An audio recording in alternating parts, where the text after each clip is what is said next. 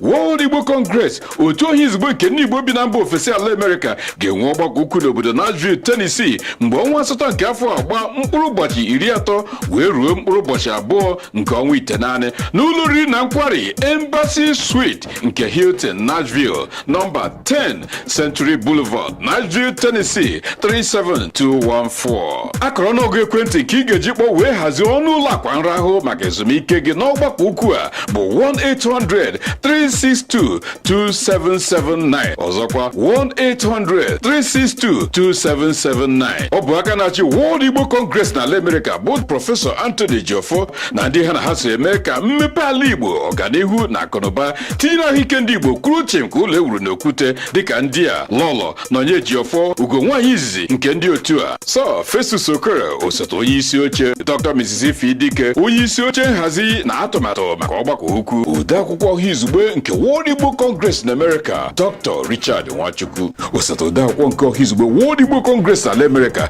Dr. Selim Perry, ojidegodi otu a Dr. Louis Okonkwo, Dr. Humphrey Ihejirika, odeakwụkwọ maka ego, onye isi mgbasa ozi Maazị Basil Onwuke, Chief Livy Mmadụ, onye ndokwa na mpezi, onye isi nduzi Dr. Ken Igwe, osote onye isi nduzi Chief Godwin Ndukwe, aka na ndị Igbo na Nashville, Tennessee Maazị Ejike Ekweazi, HOD World Igbo Congress, Double Chief Samson Ude, Maazị Emeka Ifebi, Afam Ikejiani na Blessing Ogugom, osote onye isi oche nke Nashville, mere ka ọhaneze mara na ọgbakọ ukwu nke ndị World Igbo Congress na America achawapụtala ka ọnwa ọkọchị ma dịkwa ire ka agụ na-eche obodo site n'ime ka mpụ na arụrụ ala nke ala Naịjirịa ji ime ndị Igbo eje ala nyụọ ka ọkụ ọwara. Igbo bụ Igbo amụrụ n'obi, onye ukwu na onye nta, okoro na agbọghọ ga-esi mba ụwa dị iche iche were ụgbọelu ma ụgbọala were gbuchaa n'ọgbakọ ukwu a. Ihe oriri na ihe ọṅụṅụ dịka nkwụ na ngwọ ga-agbọkasa. Ụmụ nwaanyị ndị World Igbo Congress akwalarị akwa ododo ma yunifọm n'asụsụ Bekee iji wee mee ọhaneze ga-abịa ọgbakọ ukwu obi ụtọ. Egwu ụmụaka na-etolite etolite tinyere mmọnwụ ga-asụrụkwa gede. Onye nze ama obi Nwogidi ga-esi ala Igbo wee wuchaa were kwe nkwa dara ụda na olu ọma wee tiere ụmụ Igbo egwu nke bụ onye azọghị n'ụkwụ okowe n'isi. Ebe Maazị Chimezie Okorochukwu nke Igbo Network Television USA